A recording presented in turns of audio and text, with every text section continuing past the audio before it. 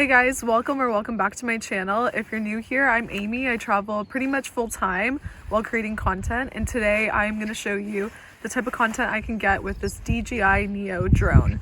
It's a really small one and I've tried it out once or twice, but I'm not the best with it yet. So we're going to play around with the different features, and my boyfriend Sam is going to help me get some content on manual and see what we can do with vertical footage as well here at Three Cliffs, which is one of the best beaches in Wales. And yeah, we're gonna get started. So let's see what this drone can do. We're just getting the drone set up on the DJI app. It's pretty easy to do. It takes, a minute or two just to get it going. Probably less than that, like 30 seconds at this point. There we are. Yeah. Let's see if you can gives me like take off. Be careful when to if there's wind or whatever. I'll put that on screen. Be a well-lit area, fly in open areas, clear and breezy weather. You've got to avoid textureless or reflective ground. Do not fly off bridges or balconies, and to avoid water. We're gonna be by water, but we'll see how that goes.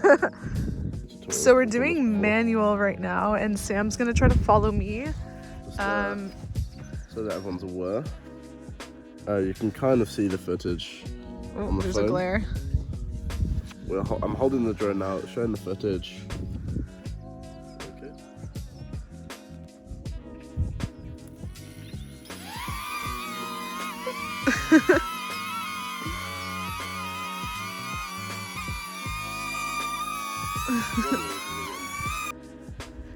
We just got Sam got a few vertical shots of me walking. Yeah. So I'll put it on screen when I get the footage off, but yeah. Alrighty. I can move it, but...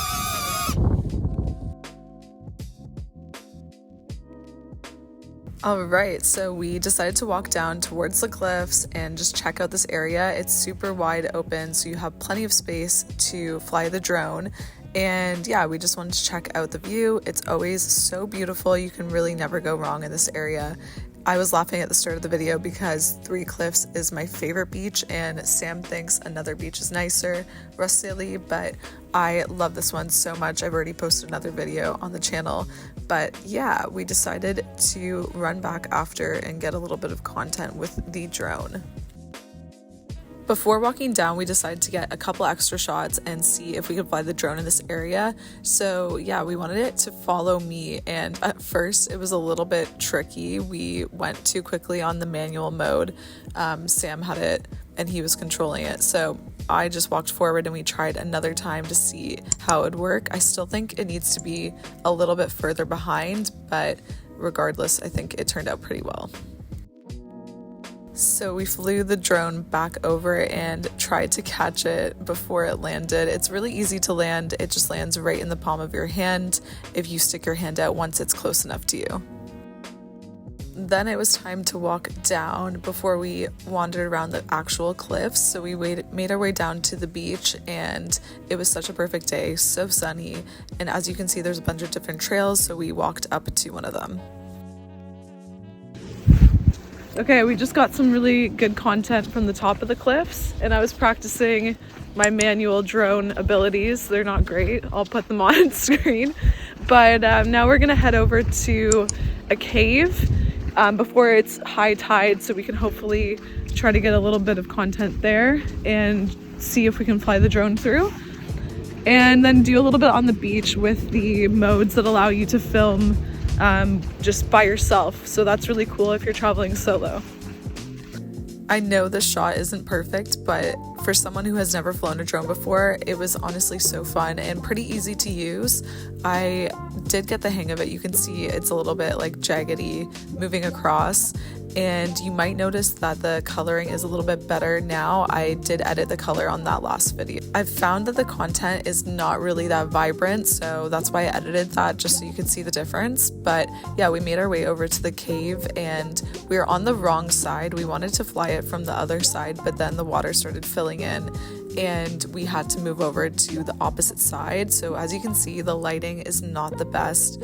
It is super bright just from the sun coming through on the other side, and we got a little bit freaked out and didn't want to fly it over the water just in case it like glitched and dropped. So we turned around pretty quickly and made the drone fly back over to us. Sam almost hit it on the side of the edge there, as you can see, but we got it back safely.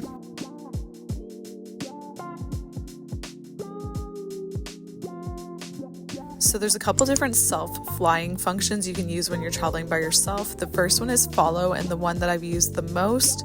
It's super easy. You can also put it in follow if someone else is controlling the drone. So Sam was controlling it in this case just to see what it was like from the phone.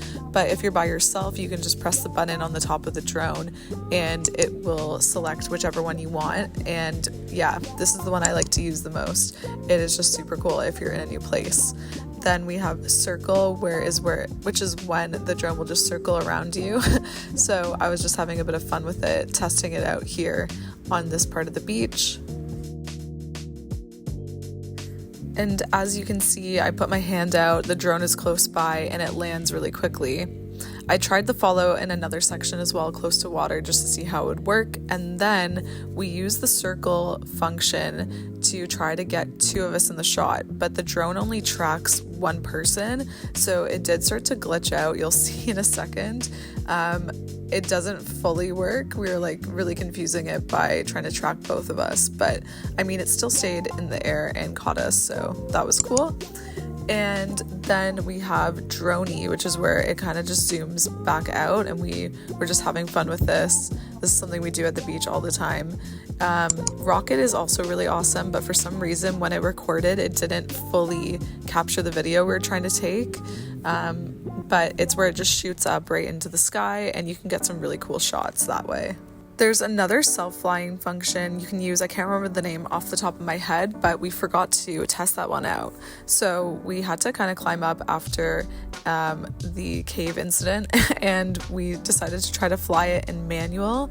And as you can see, because the sun is pretty bright, the content is not amazing. It is shot in 4K, but the color is a little bit off. I don't know why, but it just seems like a little bit strange in bright lighting, so I'm gonna have to test that out.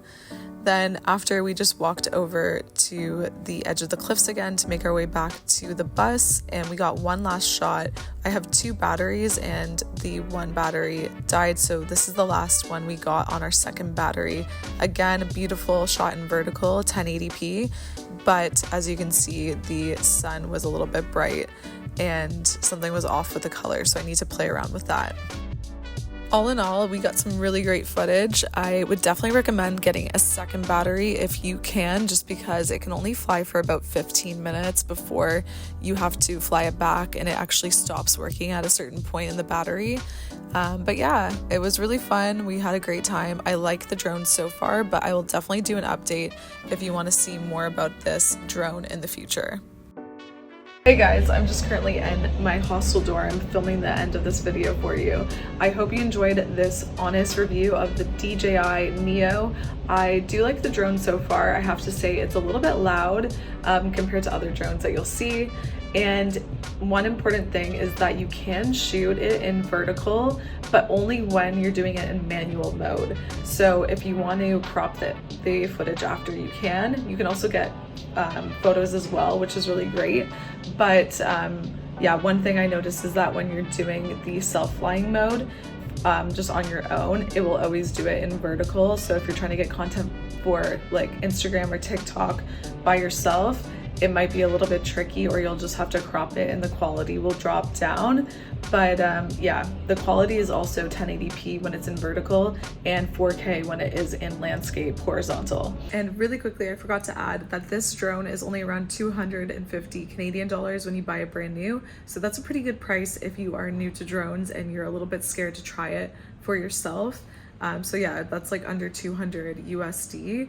I think it's a really good option for noobs like me. So let me know what you think, and maybe I'll try out some other drones in the future when I feel a little bit more confident. I hope you enjoyed this review. Let me know what you think. If you like seeing reviews like this, make sure you're subscribed because I put up new videos every single Wednesday. And next week, I'm going to be showing you a little bit of Cape Town, so stay tuned and I will see you then. Bye.